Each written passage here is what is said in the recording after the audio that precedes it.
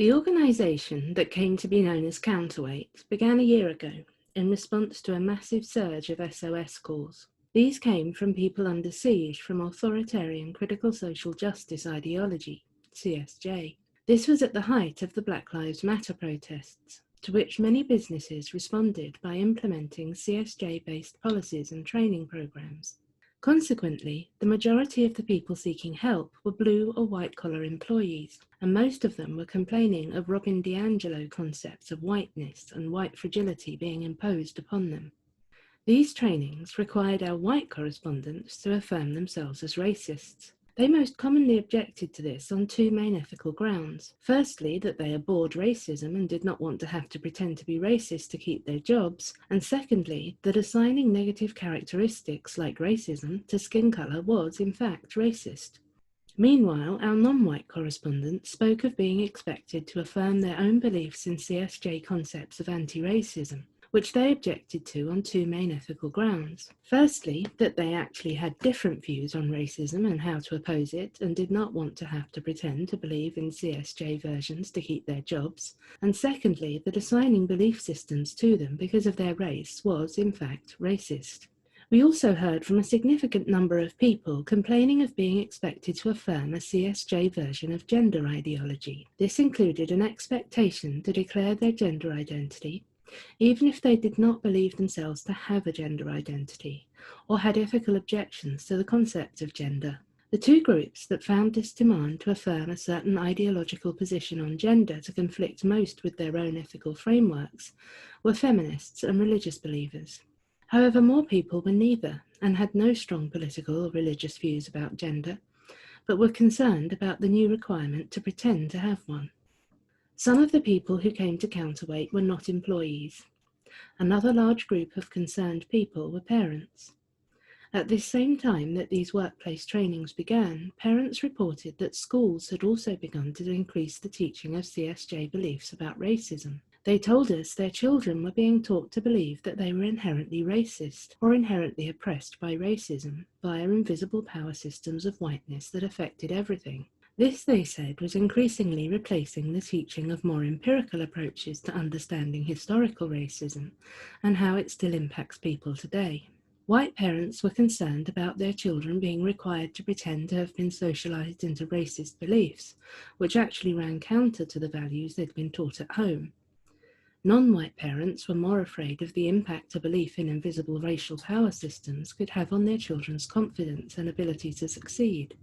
Parents of mixed-race children had a particular problem with their children becoming confused and upset and unsure of how to think about their parents. At the same time as we were hearing from employees and parents, we were also hearing from academics and students who found that CSJ ideology, already quite dominant in universities, was ramping up considerably. This was making it increasingly difficult to do non-CSJ scholarship and further intensifying the atmosphere of fear and self-censorship on campuses.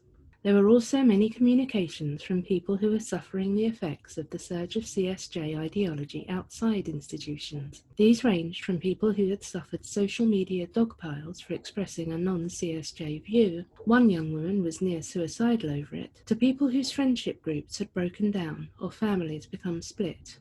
We also heard from a number of people who suffered from anxiety disorders, particularly OCD, and they reported struggling with increased anxiety and fears that they were in fact racist and terrible people, or that they could be believed to be.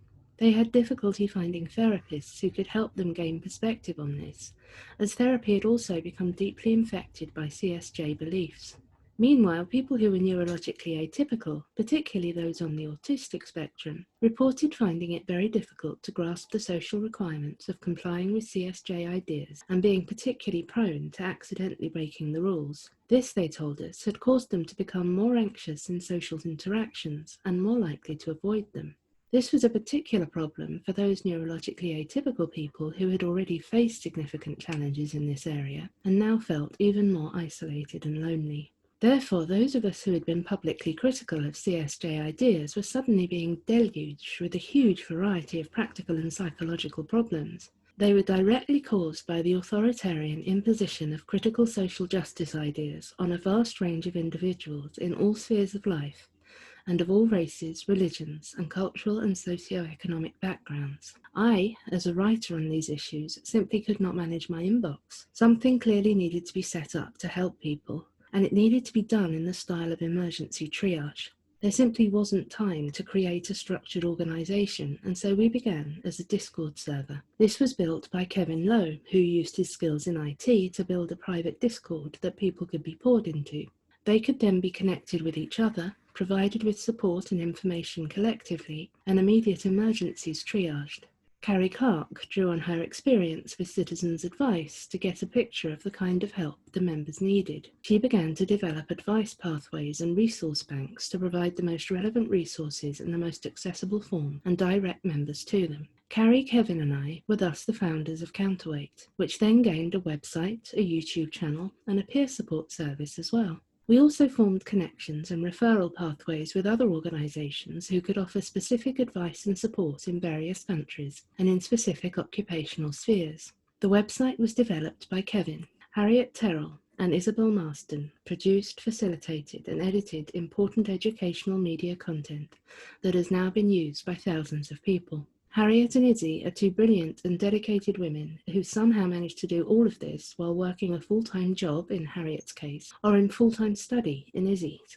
Meanwhile, Jennifer Friend rose to the occasion of trying to meet the overwhelming need for emotional support spectacularly. She brought her qualifications in social work and therapy to bear on developing a peer support team that offers individual and group listening services. In addition to these wonderful, wonderful women, I've denied them any opportunity to edit out this description of themselves. We have also benefited hugely from numerous volunteers, many of whom cannot be named for fears of their own cancellation. Of those who can, we are indebted to David Bernstein for his excellent networking, business and writing skills. Also to Obaid Omar, Benjamin Boyce, Alana Redstone, Jennifer Richmond and Winkfield Twyman Jr. for their podcasting and video making on important subjects. We owe a lot to James Petts, Charlie Stanton, Laura Weaver, Mike Young and Daniel Sharp for donating their reasoning, design and writing skills, and to Jevin Conroy for his legal advice to Counterweight. Our clients are particularly grateful to Aaron Kinsvatter, Leslie Elliott, Jeff Fullington, and Justin Senaviva for dedicating their time to listening and helping them through their anxiety, stress, and social isolation. Along the way, we have been offered help and support by numerous other people with relevant expertise or contacts, simply because they wanted to help people in trouble. Others have sent us small, or occasionally larger, one-off or monthly donations, just because they want to help other people whom they do not know, but whose freedom and well-being they care about. Very often these people are on low income themselves, but wish to help others on low income. Also, many of our clients whose situations have been resolved remain connected to Counterweight, offering us their practical or financial support. The overwhelming support that we have received has been heartwarming and kept us going, encouraging us that what we do is important, and there are many people who see that. We have had a remarkable first year, even though it has involved a great deal of what is known as flying by the seat of one's pants on one side of the Atlantic, with occasional bursts of what is referred to as flapping about like a headless chicken on the other. Unlike most organisations that create their model and plan their structures and set their systems in place before inviting people to use them, we have had to build Counterweight around the people who came to it and what they needed. This has resulted in a highly individualised service in which we mostly receive people in trouble, take details of their situation and work out how we can help them through it, both practically and emotionally. In practical terms, we aim to help people address an emerging authoritarian CSJ problem in their organisation in the most effective way possible while minimising the risk to themselves.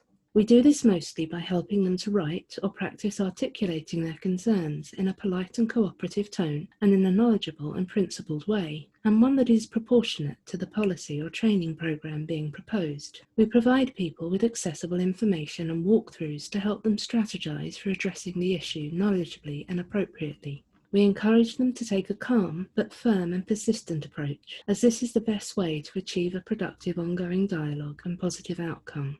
We cannot eradicate the risks, however, and we cannot guarantee a positive outcome, so we also help people consider their options and the likelihood of success and the potential consequences of failure. This helps them decide to what degree they feel able to push back. There are many levels of resistance that can be taken to authoritarian CSJ initiatives, and there is no shame in being cautious and considering the need to be able to feed and house yourself and your family. Sometimes people are so anxious and conflicted about the issue they're facing that they find it difficult to consider their options. They feel overwhelmed, isolated, and afraid. In these cases, the peer support listening service we offer can be of great benefit. It helps people to feel heard, to articulate precisely what is happening, and to think things through in a private and non-judgmental space. Many have told us how much it's helped them simply to feel free to speak. If one cannot speak, it becomes hard to think, gain perspective, and consider options and strategies, and easy to become overwhelmed and feel paralysed, afraid, and isolated. Once people's heads are a little clearer, we can focus on practical strategizing. Often we have been able to help people push back at authoritarian CSJ initiatives and protect themselves and their colleagues from being compelled to affirm beliefs they do not hold and have ethical objections to. Sadly, sometimes the best we can do is let people know they're not alone, and that we see and hear them and can connect them to others to enable them to cope better with the stressful situation. Sometimes we can refer people to organisations that offer more specialised assistance, and we also receive referrals from other organisations. Very many of the people who come to us have ongoing issues with their employer, university or child's school, and so are long-term members of our community, whom we advise and support through whatever new obstacle to freedom of belief and viewpoint diversity has arisen. Our aim is to provide assistance that helps an individual address the problem in their organisation internally. Very rarely do we get personally involved, but have occasionally written a letter from Counterweight attempting mediation, or accompanied a client to a meeting for that purpose. In nearly every case that we helped bring to a successful conclusion, the employer or organisation had no knowledge that the individual had sought advice from Counterweight. Because we operate largely behind the scenes, it can be hard for us to show that we're actually doing anything productive and encourage people to support us, so we are grateful to those individuals who have been willing to share their experiences. Our reviews are from employees or people in vulnerable positions within universities or schools or organisations or industries. However, some of our clients are employers or people in positions of power in such institutions. We are glad to have been able to help them devise policies and protections for their employees and students that safeguard them from both hostility and discrimination on the grounds of their immutable characteristics, and defend their freedom of belief and conscience. We know there are many employers out there who want to do this, and we hope to increase the number who can and do. Ours is a highly individualistic, patchwork approach to helping people by doing whatever we can, one person, one organisation at a time, but it creates a groundswell and a community, and it builds and it grows. There is a hunger for a liberal pushback to authoritarian CSJ issues by which people can say, I abhor racism and other bigotries, and I recognise that we still have work to do to oppose them. I will support all ethical and evidence-based policies that further the goal of social justice. Critical social justice is not fit for that purpose, and it is not ethical or effective, and I will not pretend to believe it is. Counterweight intends to help fulfil that need.